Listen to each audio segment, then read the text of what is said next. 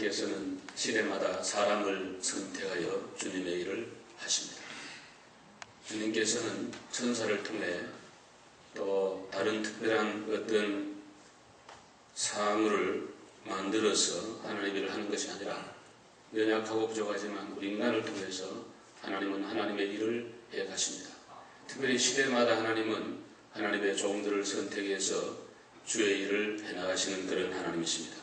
2000년 전에 사울이라고 하는 청년을 다메섹에서 불러 회개시켜 그를 바울로 만들어 세계적 선교사로 하나님의 교회 복음이 세계화로 가는 그런 큰 역할을 하는 인물로 하나님이 그를 선정해 주었습니다.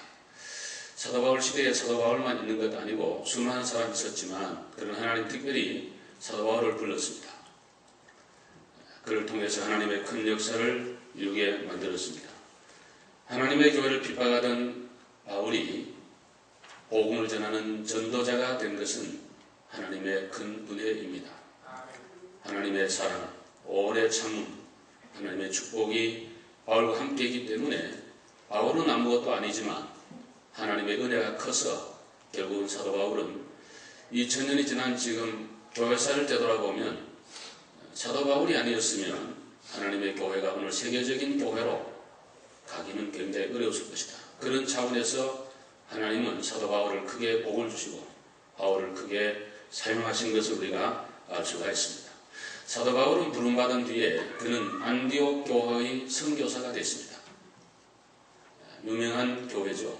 그 교회에 바나바와 더불어 선교사가 되어서 파송받고 지중해의 물들이 가는 곳곳마다 그의 발자취를 따라 모든 물결을 따라 그는 나가면서 하나님의 복음을 전했고 교회를 세웠습니다. 사도 바울은 생각하기를 자기는 아시아에서 계속 머물면서 하나님의 복음을 전하기를 심히 원했습니다. 사도 바울의 뜻이었습니다. 계획이었습니다. 그런데 어느 날 하나님의 성령님이 사도 바울의 마음을 굉장히 억눌렸습니다. 너는 더 이상 아시아에서 복음을 전하지 말라. 그런 어떤 하나님의 성령의 감동이 사도 바울의 마음속에 있게 되었습니다.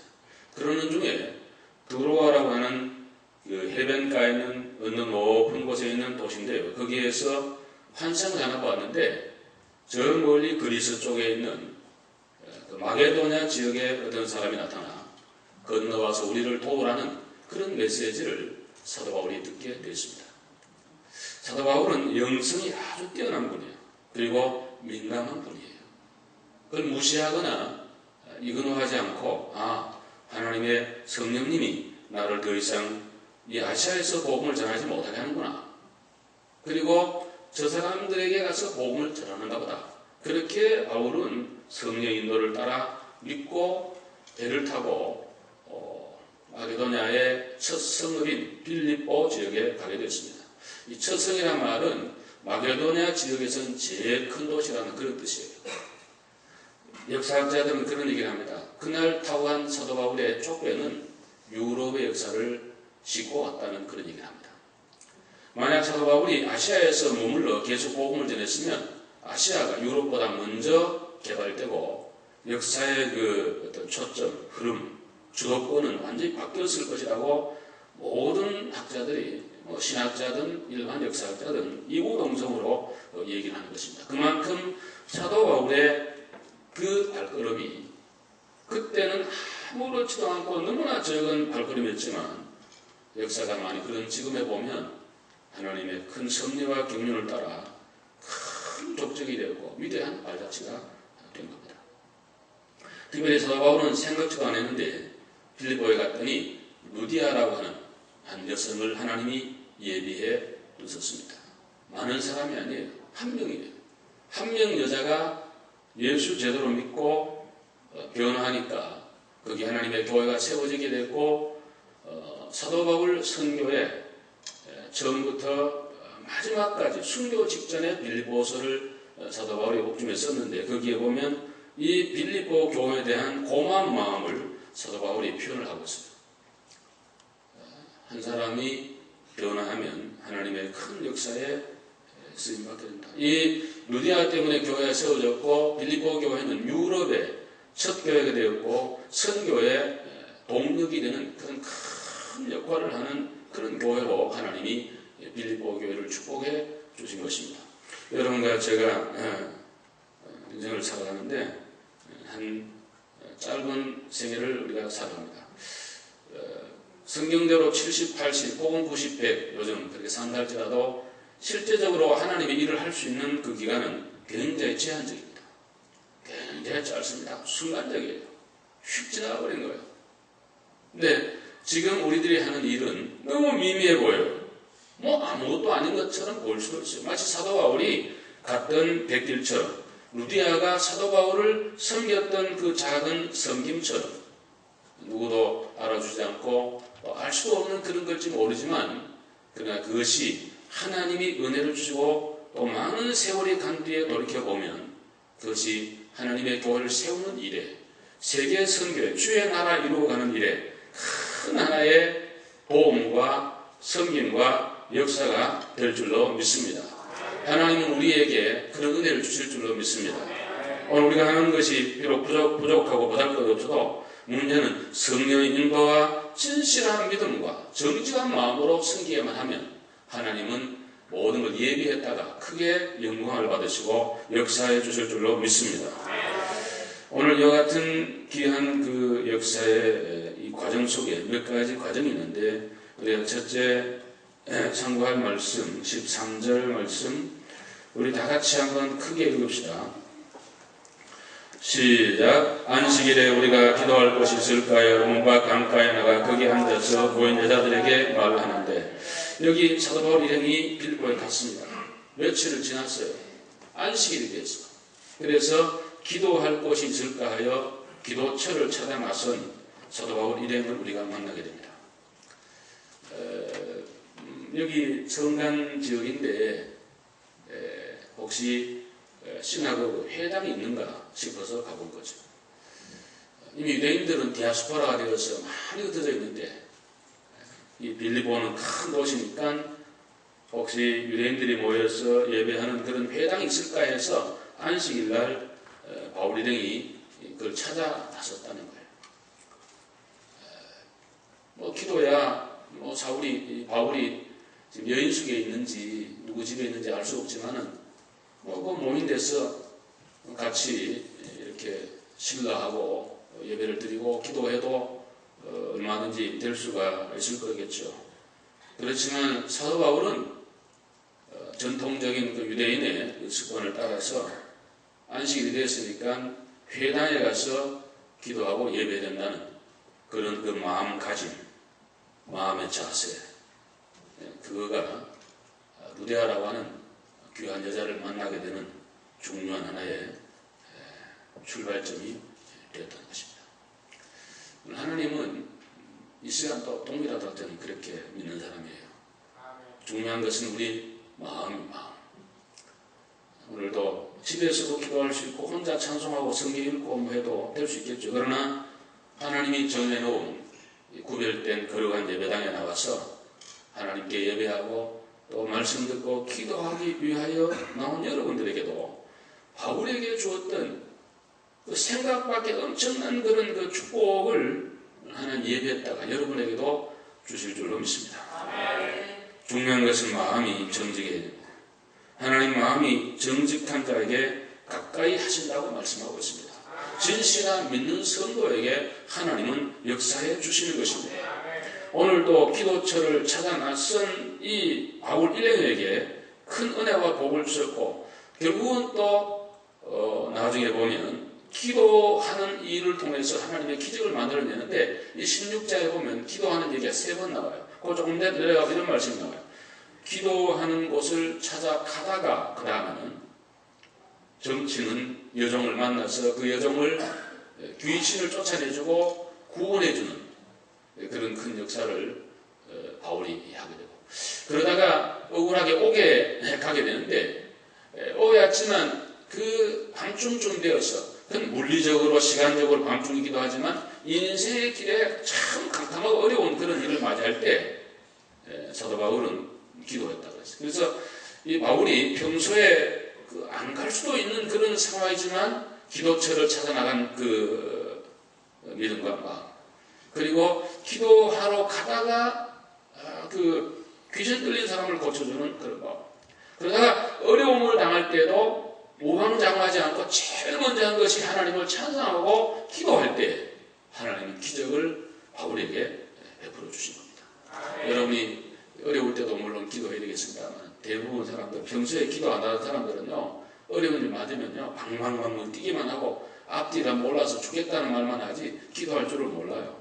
근데 사도 바울처럼 평소에 늘 기도한 사람은 뭐 좋을 때나 나쁠 때는 언제나 기도가 앞서는 거니까, 할렐루야. 그럴 때 밤중에 이 옥중에서라도 기도할 때 하나님께서 은혜와 복을 그들에게 허락해 주신 것입니다. 사랑하는 여러분, 예수님께서 마가복음 1장 35절에 새벽 오히려 동이 트기 전에 한적한 곳으로 가서 기도했다. 예수님도 잠자리에 기도할 수 있겠죠. 그렇지만 그렇게 하지 않고 나가서 그렇게 기도한 겁니다. 신명기 16장 5절에 보시면 너희는 너희 집에서 하지 말고 하나님이 정해놓은 장소에 가서 예물도 드리고 예배도 해라. 주일날 예배당 오는 것은요, 삶을 매듭을 한번 지어보는 거예요. 여기 오기 위해서 우리가 준비하자는 거죠. 예배하냐고. 여기 오면은 딴 거 안 하고 하나님만 생각, 딱 집중하자, 어텐션하자. 이게 축복이라고.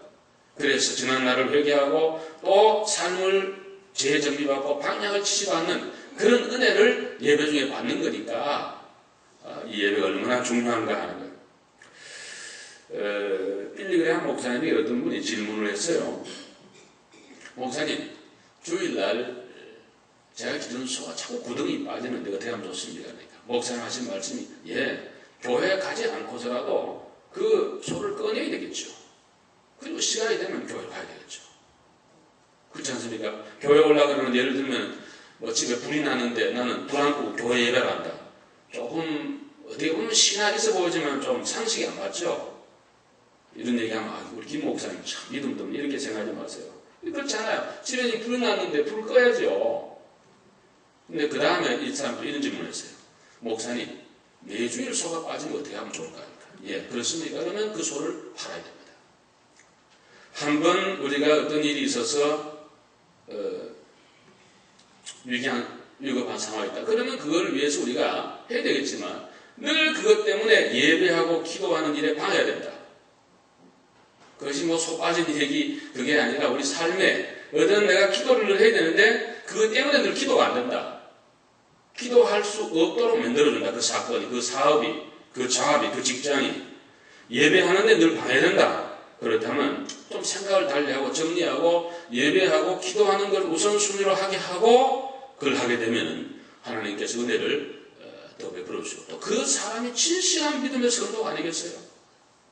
정말 하나님이 살아계심을 믿고 하나님께 기도하면 하나님이 내 기도를 들어주시고 내 예배를 받으시고 복을 준다는 확실한 그런 믿음이 있다면 그런 것이 우리 삶 속에도 적용이 되고 할렐루야, 그것이 실제적으로 드러날 때 하나님이 그런 성도와 그런 교회에 은혜를 주실 줄로 믿습니다. 그 다음에 14절 말씀 읽어보겠습니다. 다 같이 큰 소리로 시작. 두아디라시에 있는 자제곡감 장사로서 하나님을 섬기는 루디아라는 한 여자가 말을 듣고 있을 때 주께서 그 마음을 열어 바울의 말을 따르게 하신지라. 아멘. 두 번째는 마음의 문이 열려야 된다 이런 얘기죠. 바울이 몇 명의 강가에 있는 사람들에게 설교를 하게 되었습니다. 근데 성경을 잘 보게 되면은 루디아라고 하는 여자가 사도 바울의 말을 들었는데 주께서 그 마음을 열었다. 잘 보면 한 명 루디아가 마음을 열은 거예요. 설교는 여러 사람 들어서 몇 명인지 모르지만 미니멈 뭐 한 10명 안 되겠어요? 6명, 7, 8명, 10명. 많은 이런 여자들이 앉아서 있는데 설교를 했는데 딱 루디아 하나가 사도 바울의 말을 듣고 마음이 열려서 바울을 따르게 됐다. 얼마나 중요한지 모릅니다. 하나님은 많은 사람을 원하지 않습니다. 하나님이 원하는 헌신된 진실한 한 사람을 주님은 찾고 있는 거예요. 오늘도 예배드린 중에 우리 모두가 다 은혜를 받으면 참 좋겠죠. 그건 저의 소원이 여러분도 그렇게 원할 거예요. 그러나 어떤 경우에 보면 다 은혜 받는 것 같지는 않습니다. 어떤 분은 설교 듣고 나서 시험 드는 분도 있어요. 목사님이 무슨 또 저런 나를 치나 그런 말도 옛날에 내가 들어본 적이 있는데 저는 한 번도 설교하면 특정인을 겨냥해 쳐본 적도 없고 그럴 마음도 없고 그런 목사가 아닙니다. 근데 자기가 어떻게 듣는 거예요. 자기 마음이 들었으면.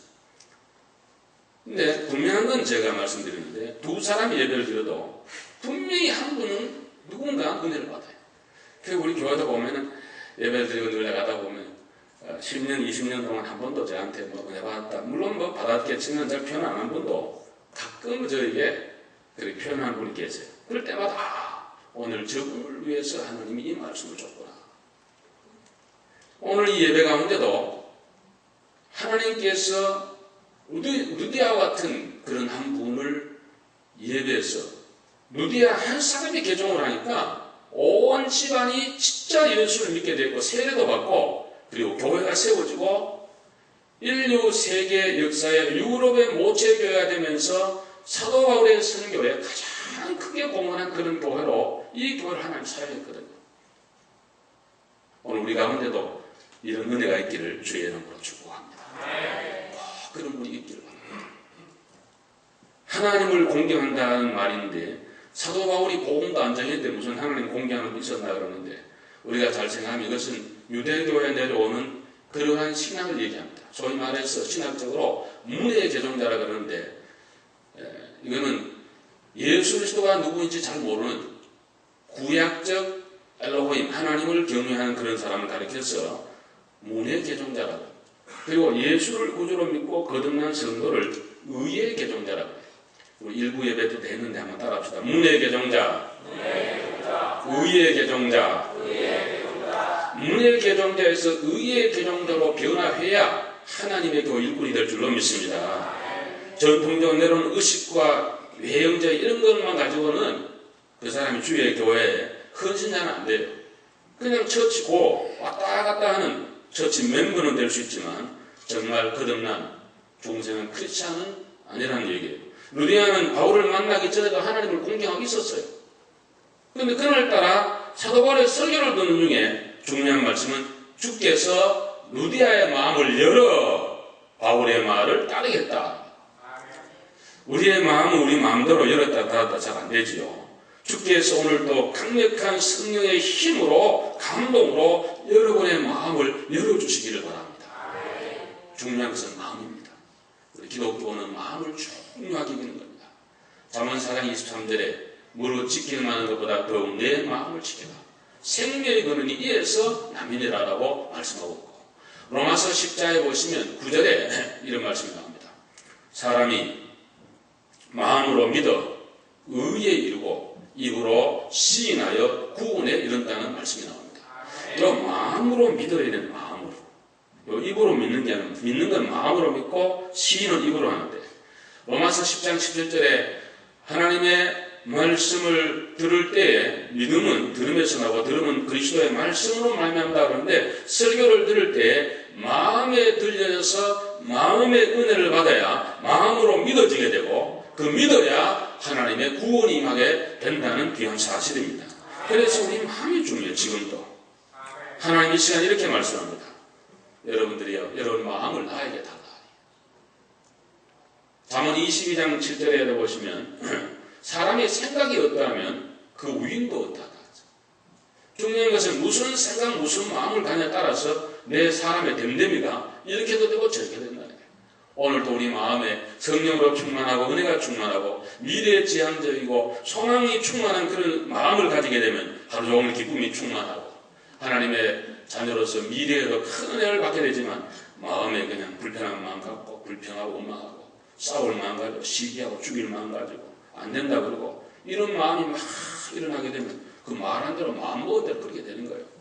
여러분 마음에 주께서 열어주셔서 말씀이 들려지고 따라가는 그런 은혜가 있기를 바랍니다. 늘 그런 마음의 자세가 대단히 중요합니다. 제가 보니까 5년 전, 한 6년 전에 바로 이 빌리보를 방문한 일이 있습니다. 감기가 무량했죠. 성경에 나오는 루디아가 이 회개한 그 일을 참 가슴이 얼마나 늘 그 설교하는 목사가 얼마나 감격. 우리가 거기서 모여서 예배를 드렸습니다. 지금도 사진이 몇 장 있는데요. 그 우물터에 지금도 강이 있어요. 물이 막 지금은 물이 컬컬 흘러가요. 큰 강 하는데 거기에 모세 예배를 드렸습니다. 주 하나님 지으신 모든 세계, 그리고 또 사도 바울에 대한 이 본문을 읽고 어떤 목사님 설교하셨는데 거기서 큰 기적이 하나 일어났습니다. 우리 그때 신라 여행사라고 포트리에 지금도 있는데 그 여행사를 통해 우리 갔는데 사장님이 같이 따라갔어요. 처음에. 근데 그분은 여기 주 뉴욕 총영사 영사 부인이었는데 그 영사가 죽고 혼자 된 그런 분입니다. 자기 나름대로 너무 똑똑하다고 생각하고 교회는 다녔지만 세는 안 받고 자기가 최고 똑똑한 엘리트 여자로 교만이 그냥 하늘까 내가 보기 그런 것 같아. 그런 살아왔다고 해요. 교회 다니는데 세를 안 받았는데 그날 거기에서 마음이 깨진 거예요. 마음이 녹아내린 거예요. 내가 제 루디아가 돼야 된다. 그리고는 그 자리에서 그가 신앙 고백하기 때문에 지금 담임 목사님 같이 가졌기 때문에 담임 목사님 그 세례를 줬습니다. 그래서 바로 루디아가 세례받았던 그 터에서 무릎 꿇고 흘러가는 그 빌립보의 강물을 떠가지고 하고 우리 목사님들 다 한수를 했으니까 우리가 27명인가 갔는데 얼마나 큰 복을 받아 생각해보세요. 세례 담임 목사인데 받고 일행 목사님들 다 축도를 받았으니 그 얼마나 큰 복이요. 한 사람이 그 예비되어 있더라고. 마음의 문이 열리더라고. 여러분, 그 한 사람의 마음의 문이 열므로 인해서 하나님은 큰 역사를 루디아를 통해서 이루어가게 된 거예요. 여러분의 마음에도 이런 마음이 되고 늘 교회 올 때마다 마음문이 열려지기를 바랍니다. 열린 소통이라 그런 얘기를 많이 하잖아요. 소통을 잘했는데 열렸어.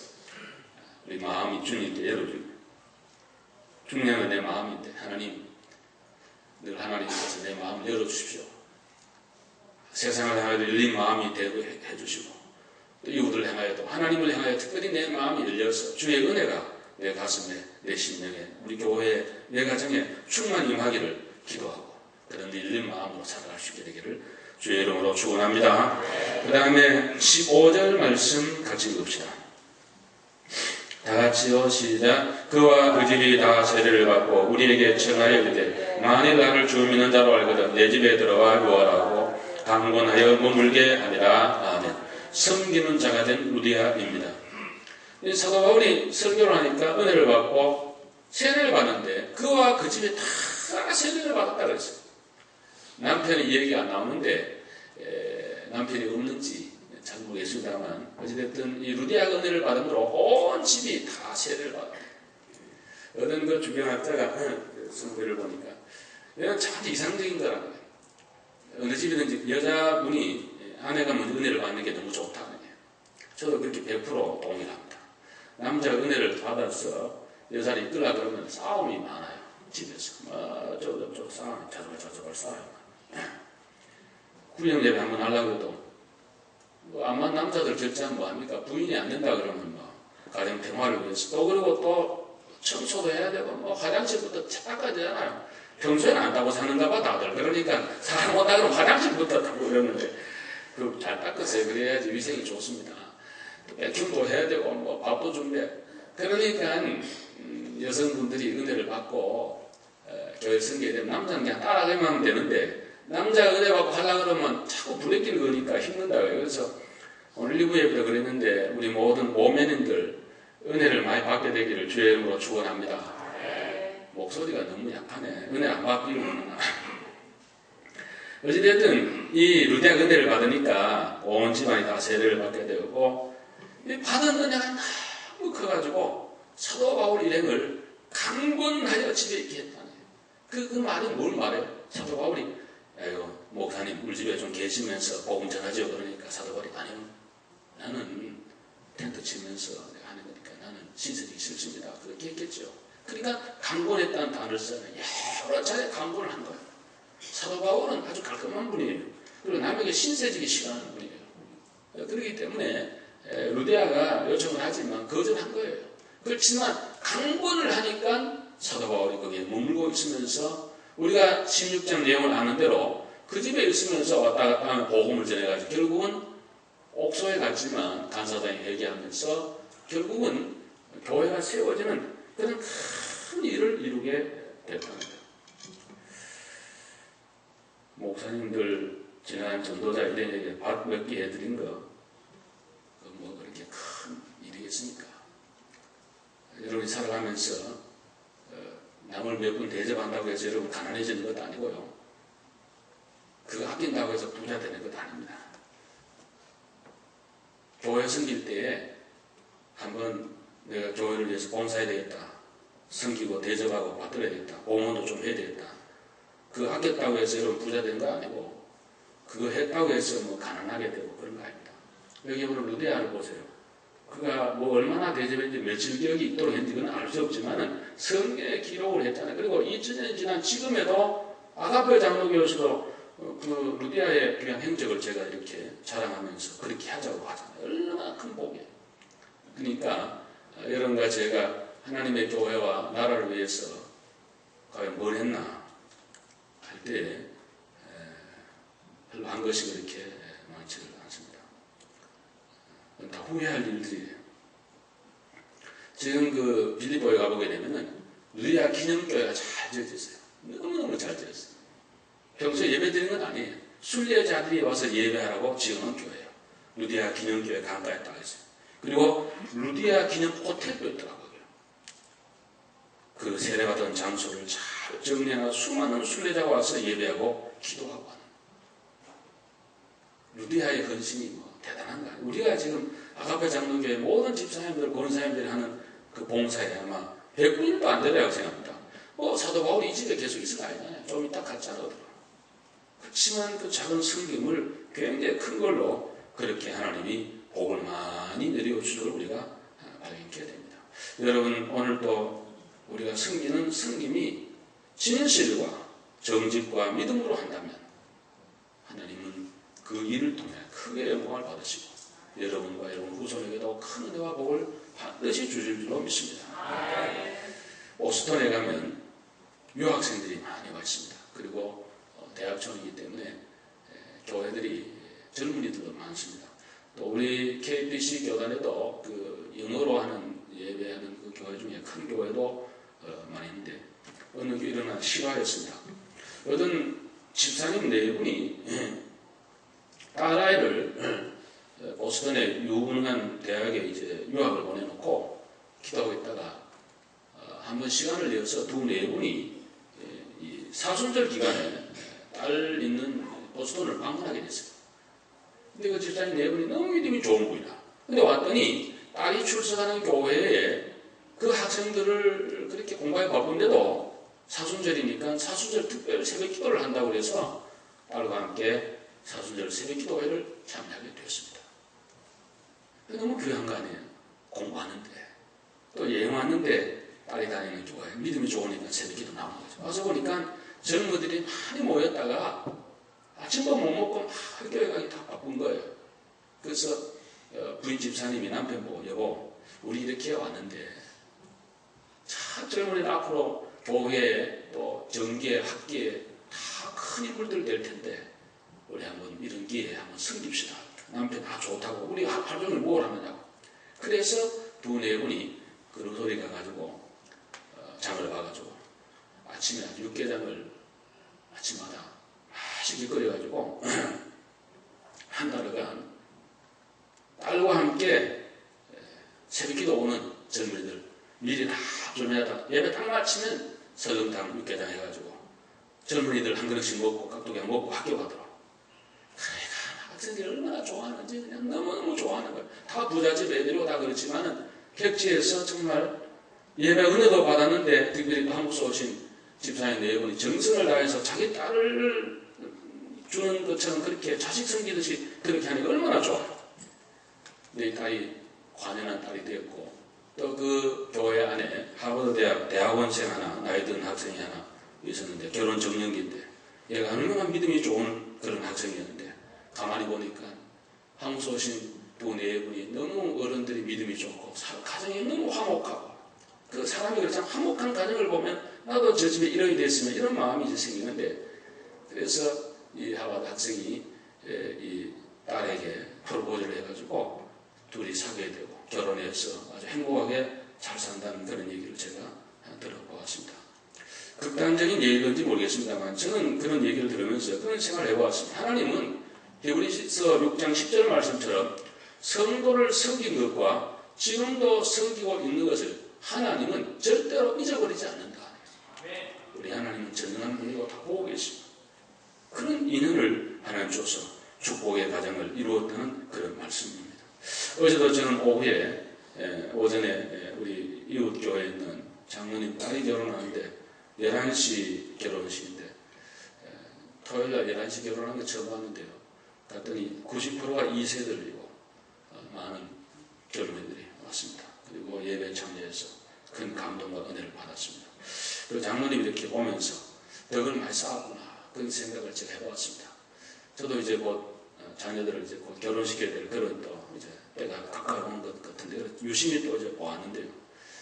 딸 둘 아들 하나인데 딸 둘이 다 공부를 잘해서 다 의사가 되어서 둘째 딸이 먼저 결혼하는데 한국서도 유학원, 중학교에도 유학원 그런 집안이 좋은 아주 잘생긴 그런 청년을 사위로 맞았는데 그 나와서 장모님 광고를 하는데 난 광고 그렇게 재밌게 잘하는 거 처음 봤어요. 온 내용이 재밌었습니다. 영어로 한국말 타는데 주례하는 목사님도 하신 말씀이 이렇게 광고 잘하는 거 얼마나 화목해 보이고 너무 좋아 보이고 부러워 보였습니다. 돌아오면서 일찍이 식사는 못하고 제가 토요일에 왔습니다만 오면서 생각하기를 하나님은 쉬는 대로 거듭한다. 우리 하나님은 공짜도 없다. 언제나 섬김의 큰 열매와 축복을 내 생애와 자녀들에게 안발해 주시는 것을 보면서 감사하는 그런 마음이 마음에 가득했습니다. 사랑하는 여러분, 우리 주님은 예비해 주시는 하나님이십니다. 성령을 따라가고 진실로 믿음으로 가면 하나님 언제나 예비하고 계십니다. 여러분과 제 마음을 열어주시기를 바랍니다. 은혜를 받고 받은 대로 주의 교회를 봉사해서 주의 은혜와 축복 여러분 가정과 우리 교회에 충만하기를 주의 이름으로 축원합니다. 기도하겠습니다.